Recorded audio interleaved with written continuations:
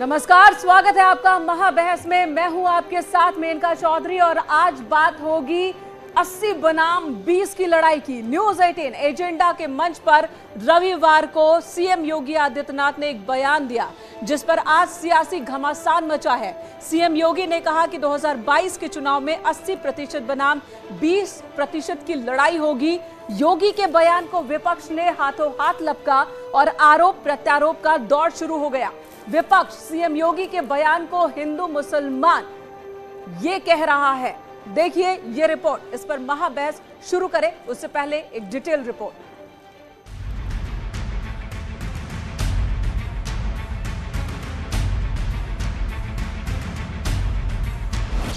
UP चुनाव में 80 versus 20%। ये लड़ाई अब 80 बनाम 20 की हो चुकी है। जो राष्ट्रवाद, सुशासन और विकास का पक्षधर है जी, ऐसे 80% से अधिक लोग भारतीय जनता पार्टी के कमल फूल पर अपना बटन दबाएंगे और जो लोग राष्ट्रवाद, विकास और सुशासन के विरोधी हैं, माफिया समर्थक हैं, वह 15 से 20% लोग अपना राह अलग बनाएंगे। 80 बनाम 20 के इस चुनाव में ब्राह्मण ही नेतृत्व देगा, समाज का प्रबुद्ध समाज ही नेतृत्व देगा। ब्राह्मण का मतलब जाति नहीं, प्रबुद्ध समाज से। 20 की लड़ाई मुसलमानों पर आई। ये मथुरा की बारी में आप साथ हैं? समाजवादी पार्टी संविधान और देश के कानून के साथ है जी। भारतीय जनता पार्टी इन तमाम मुद्दों को वोट के लिए उठाती है। सबसे बड़े नेता बीजेपी के वो कहते समाजवादी पार्टी की ये नाटो भी खतरनाक है। योगी के खिलाफ 20% कौन? मैं योगी जी के आंकड़े को थोड़ा सही कर दूं। ये 80 बनाम 20 की लड़ाई नहीं है, ये बेसिकली 95 बनाम 5 की लड़ाई है। 95 में इस मुल्क की आवाम है, उत्तर प्रदेश के नौजवान हैं, किसान हैं, महिलाएं हैं और 5% में संघ परिवार के गिरोह के बाकी सदस्य हैं। राष्ट्रवाद और विकास का दुश्मन कौन? 2022 की लड़ाई 80 वर्सेस 20 पर आई। आज महाबहस इसी पर।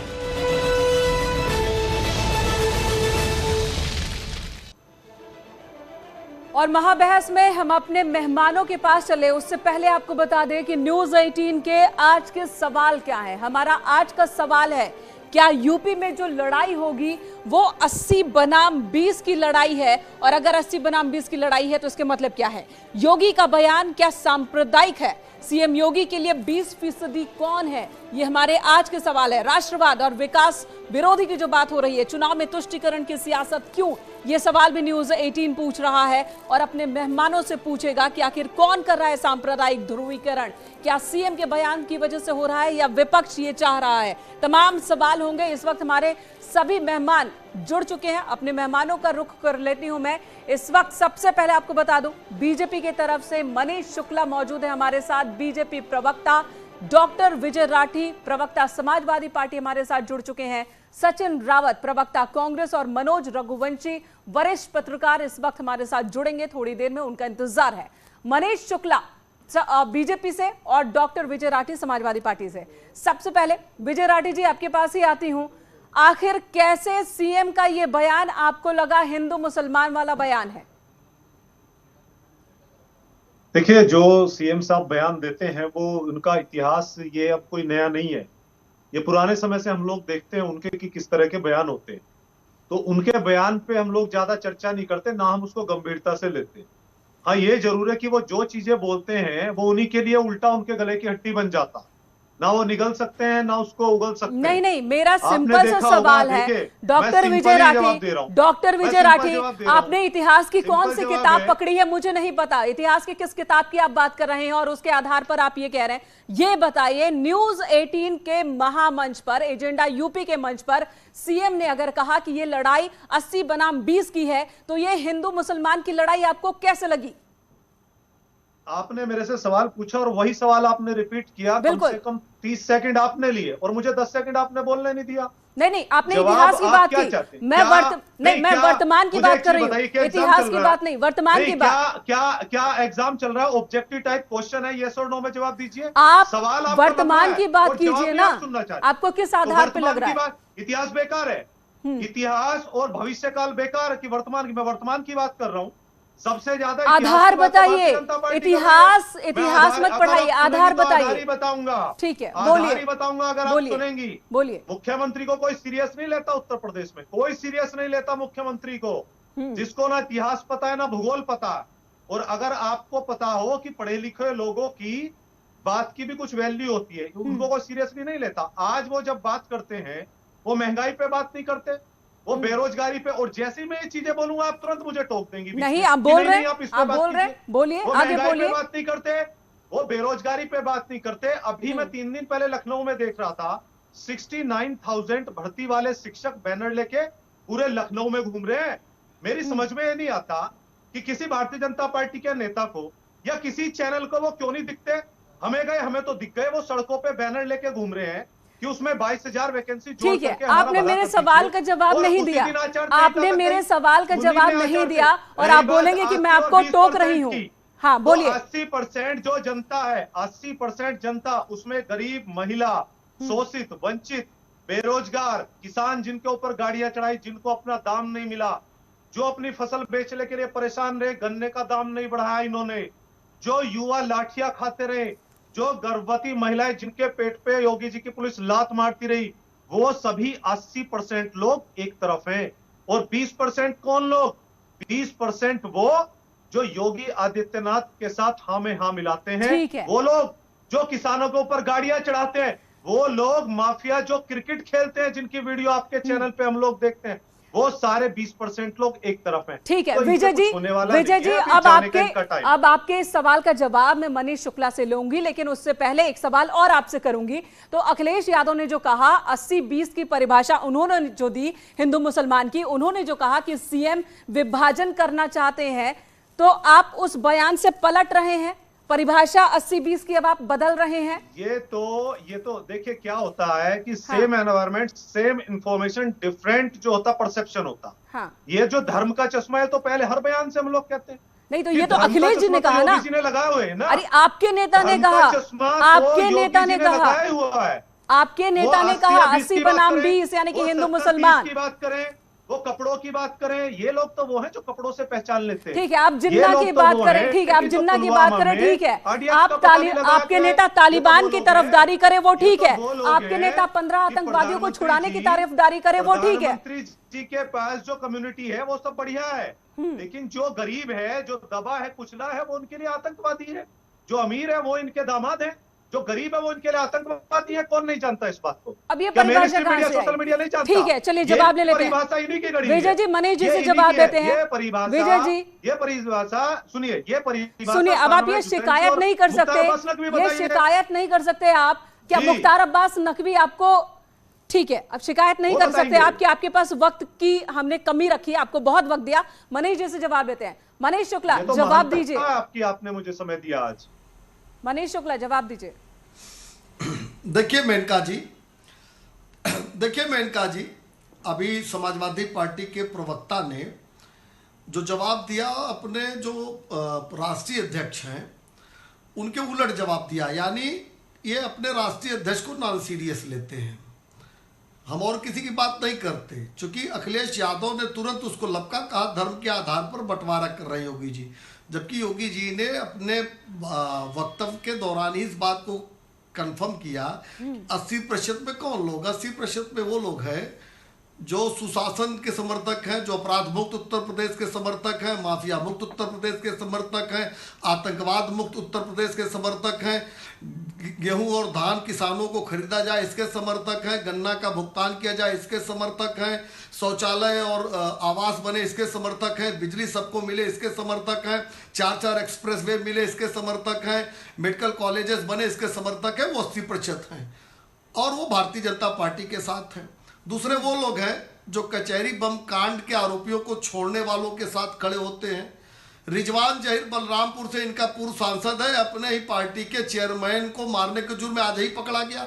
आप पूछ लीजिए राठी जी से कि अपने पूर्व सांसद के साथ रहेंगे जो अपराधी है, कि जो पीड़ित इनके ही पार्टी का चेयरमैन रहा उसके साथ है, अभी ये भी नहीं बोल पाएंगे, भाग जाएंगे, जवाब नहीं दे पाएंगे। तो ये तमाम मौका दीजिए, जवाब दूंगा। आ रही हूँ मौका दीजिए, मौका दीजिए। आ रही हूँ आपके पास। 20% लोग हैं, 20% लोग हैं। नहीं, मौका तो 22 के बाद मिलेगा अब आप लोग को, आप उसके बाद आराम करिएगा, जवाब दीजिएगा।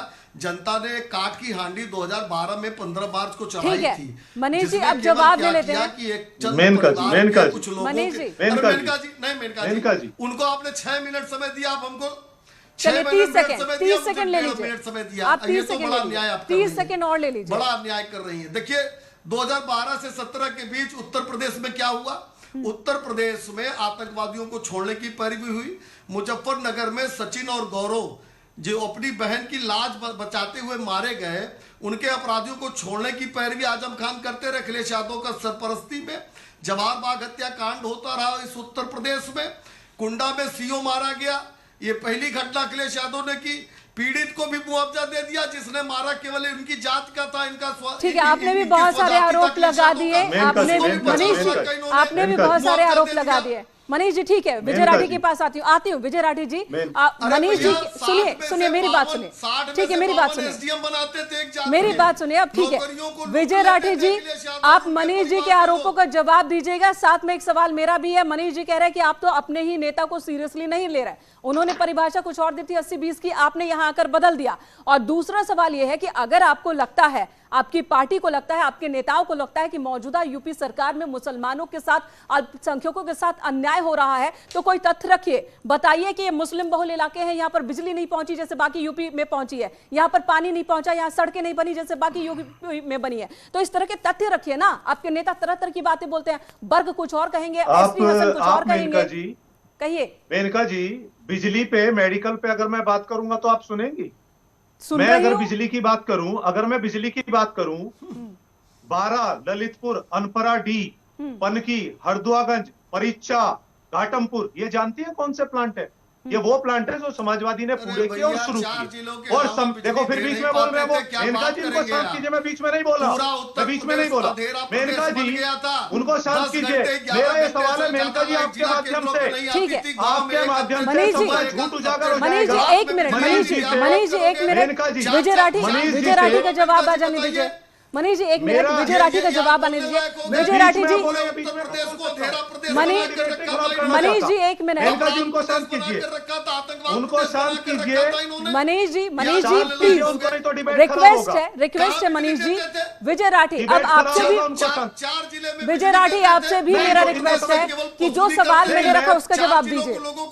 उसी का जवाब आपने बिजली का सवाल पूछा मेरे से। मैंने आपसे क्या पूछा कि आप, सारे सवाल है तो किसी पे जवाब दूंगा मैं। ठीक है, पहली बात तो ये है कि ये जो नॉन सीरियस वाली बात कर रहे हैं, मुद्दे को भटकाना चाहते हैं, ये सबको पता है कि योगी नहीं मुद्दे से नहीं भटका रहे, मुद्दे से नहीं भटका रहे। वो सवाल वो इसलिए कर रहे हैं क्योंकि आज ही तो अखिलेश यादव ने कहा ना कि ये हिंदू मुसलमान करना चाहती है बीजेपी, इसलिए सीएम ने ये 80-20 वाली बात कही है। उसी में देखिए, उसी बात को मैंने आगे बढ़ाया कि वो धर्म का चश्मा लगा करके बयान देते हैं, लेकिन उसके बावजूद मैंने उसी चीज को आगे बढ़ाया आप भी देखते हैं, उसी चश्मे से आपकी पार्टी भी देखती है, और अब लगता है कि शायद कहीं फंस गए तो बदला जा रहा है। 80% योगी जी को हराने का काम करेंगे। दूसरी बात, जितने इन्होंने चीजें गिनाई है, ठीक है, मैं बोल रहा हूँ एक भी जमीन पे नहीं है। आप एक बिजली घर का नाम पूछिए ना मेनका जी, जो इन्होंने बनाया हो या चलाया हो। सीधा मैं तो ज्यादा सवाल नहीं पूछना, ज्यादा इधर उधर की बात नहीं कर रहा। ठीक है, अगली डिबेट में आप लिस्ट लेकर के आ जाना, आप दोनों। विजय राठी जी, अगली डिबेट में आप लिस्ट लेकर के आ जाना। सचिन रावत जी हमारे साथ मौजूद हैं, कांग्रेस प्रवक्ता, उन्हें भी ले लेते हैं बहस में। ठीक है, बीजेपी और समाजवादी पार्टी, आप दोनों को बहुत वक्त दिया, कांग्रेस भी हमारे साथ है, सचिन रावत हमारे साथ है। सचिन जी, आपके नेता पुनिया साहब भी यही कह रहे हैं कि सीएम का ये जो बयान है, हिंदू मुसलमान में बांटने वाला बयान है, विभाजनकारी बयान है। उन्होंने 80-20 की बात कही, आपने 95-5 की बात कह दी। तो 95-5 में भी कांग्रेस कहां है? देखिए मेनका जी, मुझे मुख्यमंत्री जी का बयान सुनकर के एक अदम गुडवी जी की लाइन याद आई है कि तुम्हारी फाइलों में गांव का मौसम गुलाबी है, मगर तुम्हारे आंकड़े झूठे हैं और ये दावा किताबी है। मुख्यमंत्री का पद होता है संवैधानिक पद, उस पद पर बैठ करके इस तरह की सियासत नहीं करनी चाहिए। जहां तक इन्होंने आंकड़े जो हैं वो गलत पेश किए, और मैं आपको बताना चाहूंगा उत्तर प्रदेश में 95% और 5% की लड़ाई है। जिस तरफ एक तरफ 95% लोग हैं, एक तरफ 5%। 95% कौन लोग हैं मैं आपको बताना चाहूंगा। उसमें किसान हैं, नौजवान हैं, महिलाएं हैं, बेरोजगार हैं, आंगनबाड़ी की हमारी कार्यकर्ती हैं, शिक्षा मित्र हैं, अनुदेशक हैं, और जो तमाम वो वर्ग हैं जो भारतीय जनता पार्टी से उत्पीड़ित लोग हैं। आज उनकी बात मुख्यमंत्री जी क्यों नहीं कर रहे थे? मैं तो पूछना चाहता हूं, मुख्यमंत्री जी को अपना संकल्प पत्र भी पढ़ लेना चाहिए। तो 2017 का कितनी बड़ी बड़ी बातें की थी, दावे किए थे, एक भी डेवलपमेंट के कार्य नहीं किए। 70 लाख रोजगार का दावा था। मनीष शुक्ला जी यहां बैठे हैं, मैं इनसे पूछ रहा हूं कि 70 लाख रोजगार क्यों नहीं दिए उत्तर प्रदेश के युवाओं को? आज उत्तर प्रदेश का युवा अगर रोजगार आपसे मांगता है तो उन पर लाठी मार देते हैं, उनकी संपत्ति कुर्क करने की बात करते हैं। ये बड़ी बड़ी बातें, बड़े बड़े पोस्टर लगा करके, झूठी बयानबाजी करके क्या सिद्ध करना चाहते हैं? बहुत अच्छी बात है सचिन जी, आपके सभी सवालों का जवाब ले लेंगे। स्पष्ट कहना चाहूंगा कि सचिन जी इन सवालों का जवाब लूंगी, लेकिन उससे पहले मनीष जी मैं आपके पास आऊंगी। उससे पहले जो बात हो रही है 80 बनाम 20 को, ये दिखाने की कोशिश हो रही है कि हिंदू बनाम मुसलमान है, ये अल्पसंख्यकों की बात है 20%। तो एक नजर डालते हैं कि 2017 में जब चुनाव हुआ था तो जो मुस्लिम बहुल सीटें हैं तो वहां का रिजल्ट क्या रहा था। चलिए दिखाते हैं आपको कि मुस्लिम बहुल सीटों का रिजल्ट क्या। यहां पर ये देखिए, इस मैप में आप देख रहे हैं, ये उत्तर प्रदेश आपको नजर आ रहा है। विधानसभा में किसकी क्या हैसियत है, किस पार्टी की इस वक्त, वो आप इस मैप के जरिए देख सकते हैं। बीजेपी 312 39.57% वोट, एसपी 47 सीट है जिसमें 21.72%। रही बात मुसलमान वोटर्स की और मुस्लिम बहुल जो हमारे सीटें हैं वहां की, तो उसकी बात कर लेते हैं। जहां जहां पर मुस्लिम निर्णायक पोजीशन में है वो है ये कुल 115 सीट पूरे उत्तर प्रदेश में। पश्चिम को मिला लो, अवध को कर लो, पूरब को मिला लो, सबको मिला लो, 115 सीटें हैं। और इन 115 सीटों में 85 बीजेपी के पास, 38.88% वोट यहां पर बीजेपी को पड़े। समाजवादी पार्टी के पास 22 सीटें जिसमें 25.13% वोट पड़े, और बीएसपी 5, कांग्रेस 3। तो ये उन सीटों की स्थिति है जहां पर मुस्लिम जो है वो निर्णायक, मुस्लिम वोटर निर्णायक की भूमिका में है। तो यहां 80 बनाम 20 की जो एक परिभाषा दी जा रही है वो परिभाषा भी सही साबित तो होती नहीं दिखती है। अपने मेहमानों के पास चलते हैं। जो विपक्ष कह रहा है वो बहुत सही तो नहीं दिख रहा। मनीष जी आपके पास आती हूं, मनोज रघुवंशी भी हमारे साथ जुड़े हैं, उनके पास चलूंगे। उससे पहले आप कुछ जवाब देने वाले थे। बस 30 सेकंड में। अभी कांग्रेस के साथी ने अदम गोडवी की एक पंक्ति को दोहराया, उनको शायद ध्यान में न हो, ये कांग्रेस के शासन में अदम गोडवी जी ने लिखी थी, ठीक है। वो कांग्रेस का समय था और 6% वोट कांग्रेस पाई थी पिछली बार। हमको लगता है प्रतिशत अगर आप बता रही होंगी तो 5-6% वोट था। तो ये जो 95 और 5 वाला है वही 5% वोट, 6% वोट की लड़ाई में कांग्रेस है, वही आज पूनिया जी ने बताया है। ठीक है, मनोज रघुवंशी जी आपके पास आती हूँ। आपने सबकी बात सुन ली, बीजेपी, समाजवादी पार्टी, कांग्रेस सबकी बात सुन ली। और कल जब सीएम योगी आदित्यनाथ यूपी के महामंच पर आए थे, एजेंडा यूपी के मंच पर आए थे न्यूज़ 18 के, तब उन्होंने जो 80-20 की बात कही थी उससे आप क्या अर्थ निकाल रहे हैं? और जो विपक्ष आरोप लगा रहा है कि ये हिंदू मुसलमान कर रहे हैं सीएम, उस पर आप क्या कहेंगे? देखिए, कोड लैंग्वेज है, समझने वाले समझ गए, जो ना समझे वो अनाड़ी है। लेकिन एक बात है कि सांप्रदायिक का जो इल्जाम है, आप सोच के देखिए, मतलब मुलायम सिंह यादव, लालू यादव कब से कहते चले आ रहे हैं कि हमारा कॉम्बिनेशन है मुस्लिम यादव। मुस्लिम मतलब कम्युनल, यादव मतलब कास्टिस्ट। आपकी पार्टी अगर कम्युनल भी है और कास्टिस्ट भी है, और हम पत्रकार आपको बुला रहे हैं कि आप सेक्युलर हैं, तो हमारे पत्रकारों के अंदर जो लिबरल, सेक्युलर, प्रोग्रेसिव इंटेलेक्चुअल हैं वो खुद ही परिभाषा नहीं दे पा रहे कि क्या। एक इल्जाम ये है कि आप वोट लेने के लिए मथुरा का मंदिर बनाना चाहते हैं, ठीक है, ठीक बात है। लेकिन मतलब अगर कोई राम राम कहने को तैयार नहीं है, हम कहते हैं मरा मरा कहना चाहता है, तो मरा मरा मरा मरा मरा मरा मरा मरा मरा मरा तब भी तो राम राम ही निकलेगा ना। तो मतलब जो मंदिर बनवाना चाहते हैं लोग, जो वोटर अगर इस कारण से वोट देंगे कि मंदिर बने हमारा मथुरा में, काशी में, वो कोई वोट के लिए मंदिर बनाना चाहता है कि वो किस दूसरे कारण?